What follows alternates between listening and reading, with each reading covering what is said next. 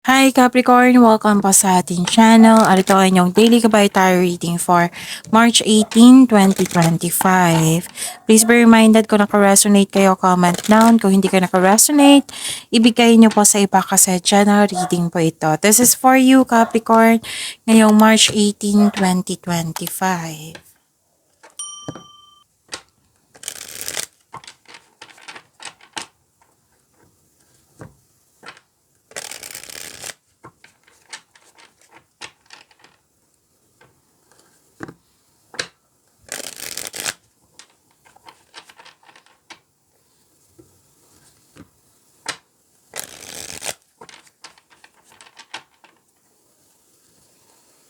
Para po ito sa inyo Capricorn ngayong March 18, 2025.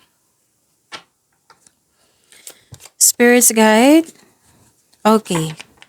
Before that, maraming salamat po sa inyong patuloy na suporta at maraming salamat din po sa mga hindi nag-skip ng ads.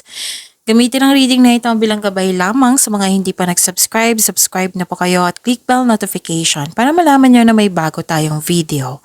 Para sa mga gusto magpa-reading po, may lumabas dyan sa screen nyo ngayon. Panoorin nyo po at sundin ang instruction. Spirits Guide, mga ganap po para kay Capricorn ngayong March 18, 2025. I need 3 cards po.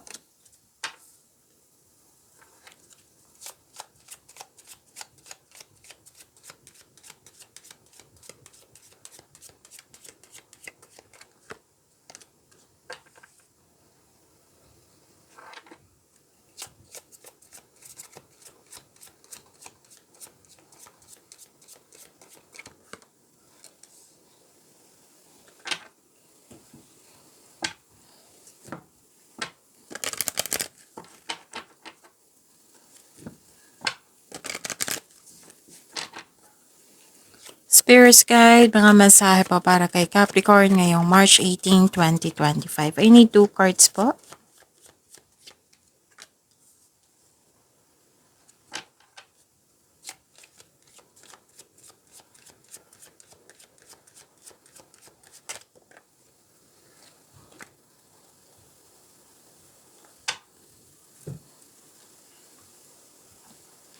Okay, Capricorn. Ngayong March 18, 2025.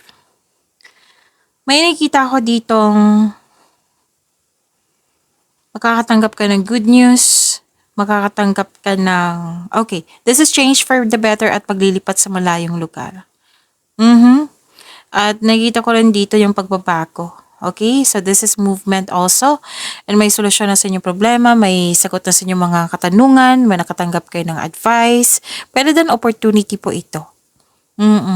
So, may reunion o pag ano to grupo ng tao, reunion, party, public event, special event, nag-uusap, basta may meeting.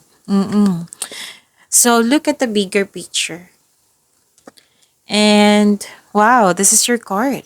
See that? Your hard work is paying off. Spirits Guide, ano po yung energy ni Capricorn?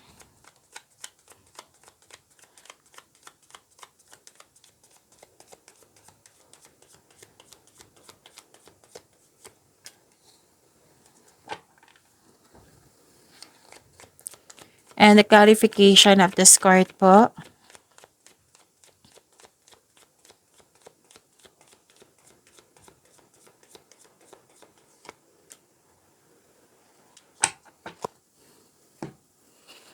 Okay.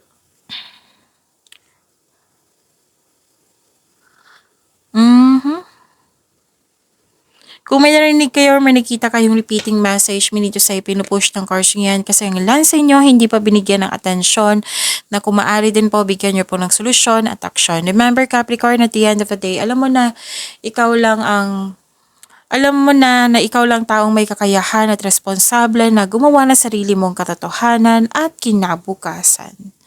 So ano yung energy ni Capricorn? Okay? Nakikita ko dito na nagkaroon po ng concern sa greedy na tao or self-centered na tao. Check your money now kasi may nakita kong loss of money dito. Pwedeng nawala, kinuha na damage na ninakaw or nagasta. Or may concern kayo sa hindi marunong magbigay ng halaga. What I meant is, okay. So, hindi nagbigay ng halaga sa kaperahan. Pwedeng materialistic ito. So, may concern kayo sa kanya. And expect na marami kayong ginagawa ngayon.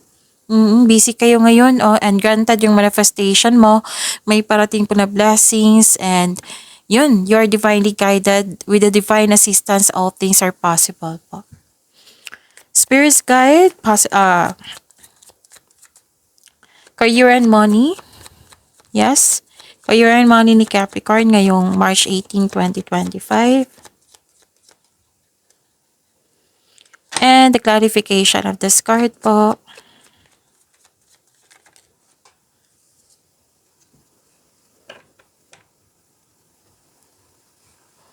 Okay.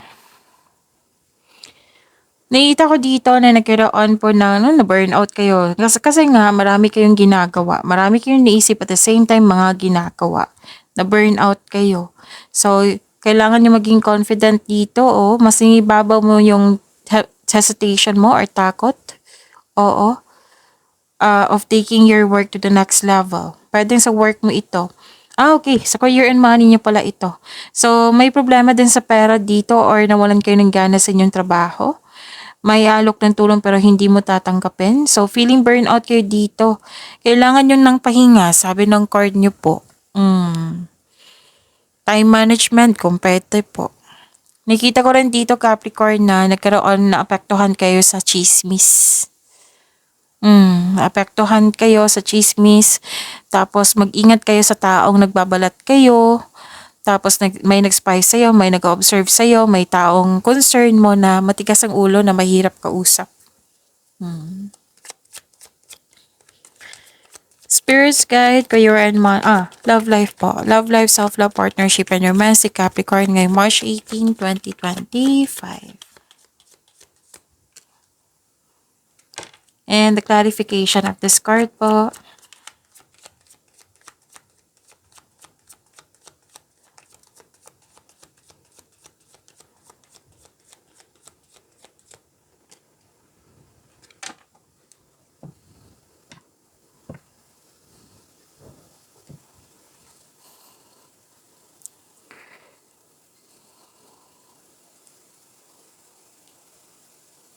Okay.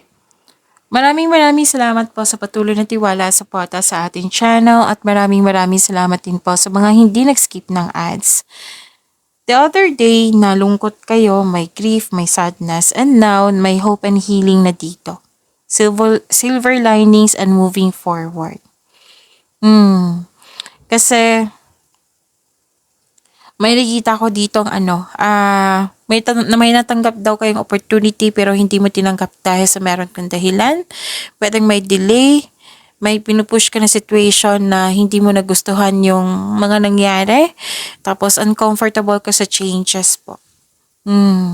Kailangan mo nang habaan yung pasensya mo dito.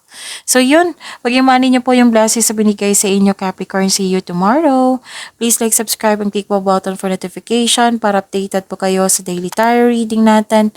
Maraming salamat po.